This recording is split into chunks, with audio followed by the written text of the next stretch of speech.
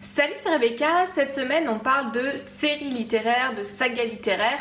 C'est un sujet qui me tient particulièrement à cœur parce que vous le savez peut-être, j'ai publié le premier tome de mon roman, de ma série L'Enfant de la prophétie, donc Terres interdites, qui est sorti en octobre dernier.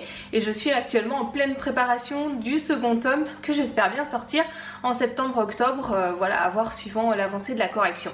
Donc voilà, c'est un sujet que j'avais vraiment envie d'aborder et je pense que ça touche beaucoup de mes lecteurs, de mes auditeurs, vous qui m'écoutez, parce que souvent je reçois des mails en me disant bah voilà, je suis en train d'écrire, j'aimerais bien écrire une série, etc. Comment faire, quels sont les conseils. Donc voilà, c'est un sujet que j'avais envie d'aborder avec vous. Alors je vous ai déjà donné des conseils depuis le début de cette semaine pour gérer cette écriture. C'est quelque chose, je vous ai dit, qui était pas forcément simple parce que du coup tout ce qu'il faut savoir sur la conception d'un roman, ça se démultiplie parce qu'il y en a plusieurs et il faut garder la cohérence, il faut garder le dynamisme tout au long des différents tomes pour captiver le lecteur. Il ne s'agit pas simplement d'écrire un bon premier tome, il faut que les autres suivent, ou si on rate le premier tome, les autres voilà, ils seront pas lus. Donc voilà, c'est quelque chose qui est difficile, c'est un beau défi, mais c'est aussi quelque chose qui est vraiment passionnant. En tout cas moi ça me passionne parce que voilà, ça permet de développer quelque chose de façon beaucoup plus large que simplement un roman, d'apprendre à mieux connaître ses personnages, d'aller plus en profondeur dans les choses, de rester dans le monde concret quand on crée un monde. Voilà, toutes ces choses là, c'est vraiment passionnant d'écrire une série littéraire.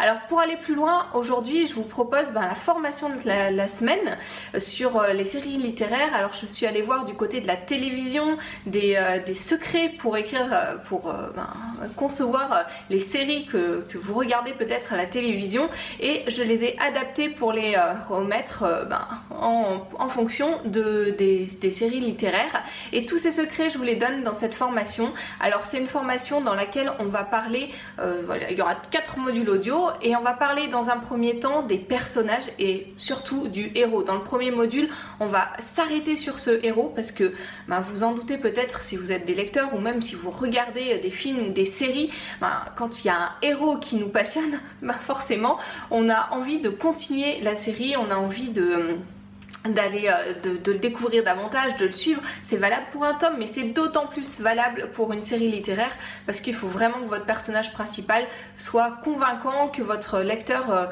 ait de l'empathie pour lui, ou en tout cas qu'il l'intéresse. Et dans ce premier module audio, je vais vous donner du coup les secrets pour construire un personnage qui soit capable de captiver votre lecteur. Voilà, c'est tous ces secrets là, comment concevoir une personnalité profonde, comment ne pas simplement travailler un personnage en surface juste avec une fiche personnage. C'est très bien, les fiches personnages c'est un bon début, mais comment aller plus loin pour pouvoir vraiment captiver votre lecteur à partir de ce personnage.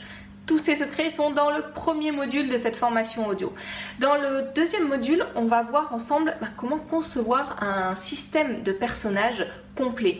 Il ne s'agit pas simplement qu'il y ait un héros et que voilà, et simplement, souvent, en tout cas c'est pas le cas tout le temps, mais en tout cas souvent, il y a tout un système de personnages qui gravitent autour de ce héros. Et ce qui est bien, c'est que avec les séries, on peut développer ces personnages, on peut développer des intrigues secondaires, on peut voilà, se faire plaisir avec des personnages qui auront peut-être une personnalité un petit peu différente de celle de notre héros, qui auront d'autres valeurs, qui vont l'aider, ou au contraire qui vont lui mettre des bâtons dans les roues. Et ce système de personnages, je vous invite à y réfléchir aussi.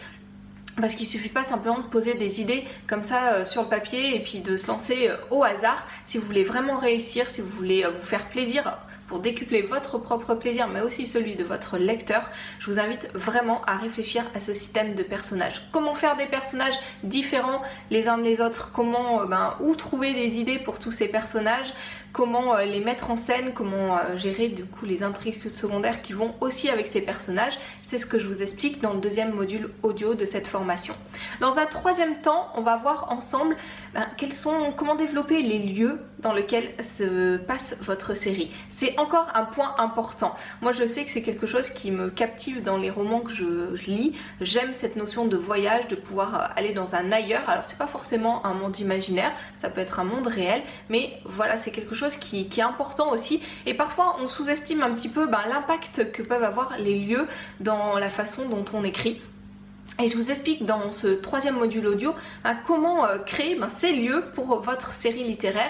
Et c'est encore plus important, encore une fois, c'est encore plus important que quand on crée un roman unique. On peut développer beaucoup plus de choses, mais il faut aussi savoir gérer justement toutes ces informations qu'on va donner au lecteur.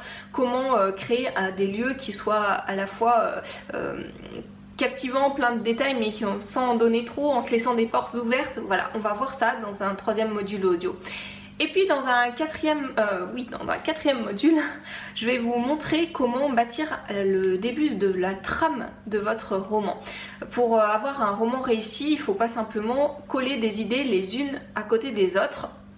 Mais il faut voir comment mettre du dynamisme, comment mettre de la tension dramatique, comment développer et amplifier cette tension dramatique au fur et à mesure de l'avancée de votre roman. Et bien entendu, on n'est pas obligé de tout savoir quand on commence à écrire une saga littéraire.